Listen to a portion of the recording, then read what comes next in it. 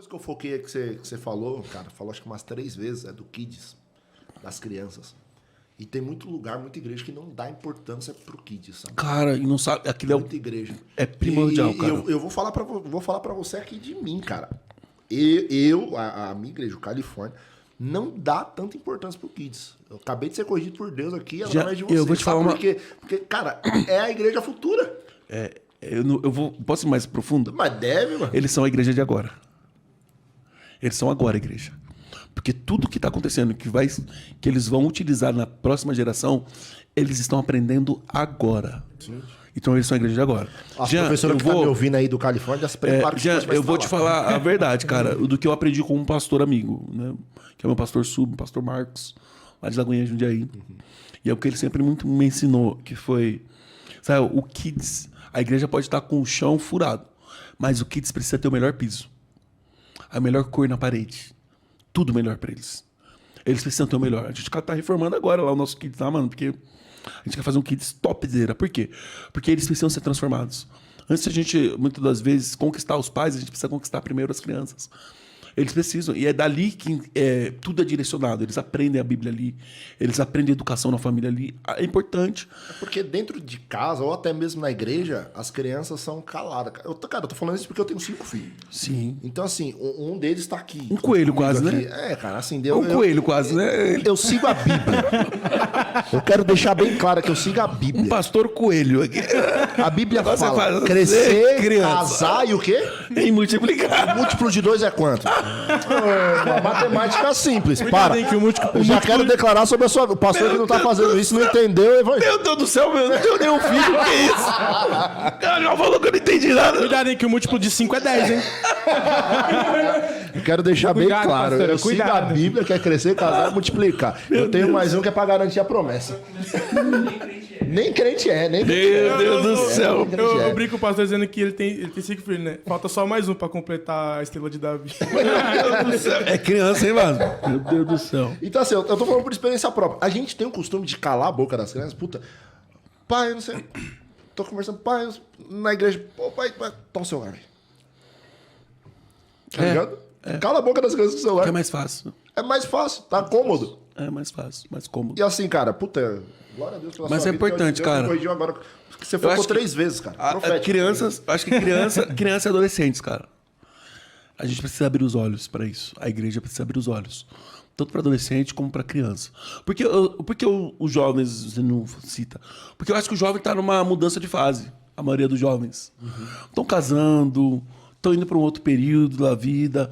Então, quem tá vindo pro lugar dos jovens? Os adolescentes. Então a gente precisa ter um olhar para as crianças e para os adolescentes. E querendo ou não, é um dos termômetros. Cara, eu tenho culto lá na Lagoinha Veloso, às 18 horas, tem culto de criança, culto de adolescentes, culto normal de adolescentes e o culto público normal. Às 18 horas no domingo, os adolescentes estão pegando fogo. E falando, geralmente, da mesma temática, às vezes, que a gente. Maturidade, falando sobre sexo. Então... Porque, cara, as escolas, o mundo vai ensinar. Então, cara, a igreja tem que fazer alguma coisa. A igreja Exato. precisa fazer alguma coisa. Então, a gente precisa se preocupar com isso também, para o crescimento deles, né? Pelo contrário, eles vão ser levados por vento de doutrina. Exato. Pelo contrário, a gente não vai estar ensinando a Bíblia, cara. E não adianta a gente, depois que estiver grande, a gente querer ficar orando, ou Deus tem que fazer, porque, mano, o que tinha pra fazer a gente não fez. É uma coisa que eu converso com a pastora, com a Tamires, com a minha esposa, e ela fala que a gente, por ter muitos filhos, né? A gente fala assim, cara, a gente tem que cuidar dos nossos. Nossos mesmo, de sangue. Porque senão, se a gente focar muito... Não que isso seja errado, porque, cara, você é pastor, você vai ter 4 filhos ainda, você profetiza sobre a sua vida. Eu recebo. Mas assim, hoje, eu e ela, né, a gente, cuida do Eric, do Jorge, do Rebeca, da igreja. Então hoje a gente pega jovens que, cara, tem uma família desestruturada, cara, vem com dores, sabe? Aí a gente vai cuidar dessas pessoas e aí nossos estão jogados. Amanhã os nossos vai precisar de cuidar de alguém, porque nós não cuidamos dos nossos. Aí existe um cuidado bem simples. Por exemplo, Jean, sua mãe é mulher de oração. Espero que sim. É brincadeira. Não é assim. Vixe, você lembra ter visto sua mãe orando em casa?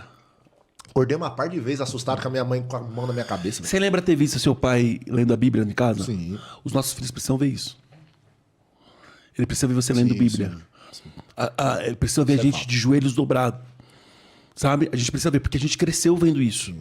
Então, por crescer vendo isso, ir um culto de oração não é difícil.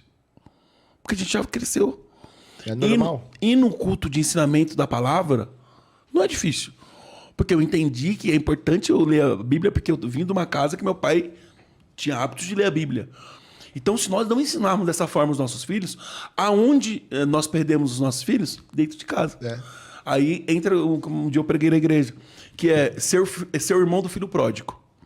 Que é não sair para se perder, mas é estar dentro de casa perdido. Uma antes, a Dracma. Tava perdido dentro de casa. Perdido dentro de casa. Então, nós perdemos os nossos filhos dentro de casa, cara. Quando as nossas atitudes não condiz o evangelho que nós pregamos e acreditamos. Então isso é muito preocupante, né? Porque às vezes, eu falo isso, mas não como uma crítica, né? Mas como algo para transformação nossa. Não adianta você só colocar o seu filho num colégio cristão. Não, verdade. Se chega em casa Não, totalmente diferente. só falar. Eu coloquei no colégio cristão ali, glória a Deus, agora tudo vai ser perfeito. É meio que tá transferindo A responsabilidade. É importante, por favor, coloquem mesmo aí em um colégio cristão, é importante. Né? Seguir os princípios ali desde o início, é maravilhoso isso. Se você tiver condições, claro. Mas que isso é o tudo, não, cara. O tudo é dentro de casa. É como o marido trata a esposa e o filho está vendo. É como eles veem vocês brigando, mas também eles veem vocês pedindo perdão pro outro. Sim. E isso faz toda a diferença. E precisa ver. Ver, precisa ver. Porque o exemplo não vem da fala. Não. O exemplo não vem da fala. E isso a gente aprende já lá em Gênesis 1, 26, 27, na criação do homem. Quando Deus fala assim, façamos o homem a nossa imagem e semelhança. No próximo ele fala, e criou Deus a tua imagem. Ele não fala mais de semelhança. Porque a semelhança vem de você andar. Então nós não somos semelhantes, nós nos tornamos semelhantes. Aí eu dou um exemplo, cara, se você for ficar um ano em Curitiba, no Paraná, um ano no Rio de Janeiro, ficar um ano no Rio de Janeiro, você vai estar falando pastel, biscoito.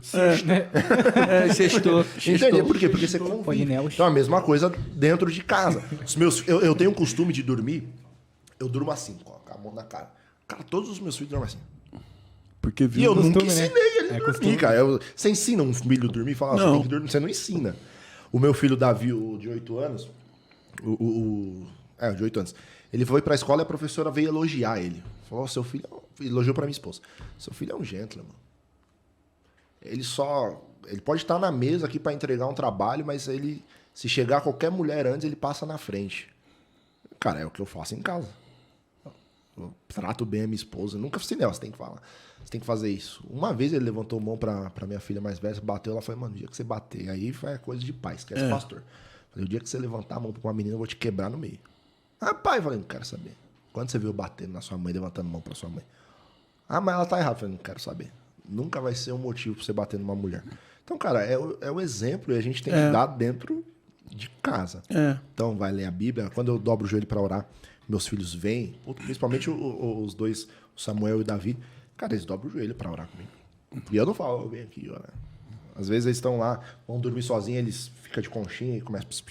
Eu só escuto o amém no final. Eu não sei o que eles estão falando, mas o ato, sabe? E precisa, porque eles também são muito rápidos, cara. Você sabe bem, né? Já sabe muito mais mexer no celular do que a gente, às vezes, velho. No meu de 2 anos, coloca no YouTube sozinho, escolhe o jogo. Escolhe o 2 anos, ele não sabe falar, mas... Mas coloca, cara. É muito rápido. Então, se a gente não ensinar, a internet aí tá aí doida para ensinar. Doido para... Coloca lá no Rios, lá, vai colocando vídeo lá, que ele assiste o que ele quiser. E daqui a pouco tá vendo o que não é pra ver. O que não é pra ver, infelizmente. Então a gente precisa abrir os olhos quanto a isso, urgente. Exatamente, cara. E se a igreja não se movimentar... Cuida do kids da sua igreja, cara. Vou cuidar. Eu tive um despertar aqui, obrigado, hein, cara. Cuida, irmão. Puta, eu vou aceitar Jesus, faz uma oração.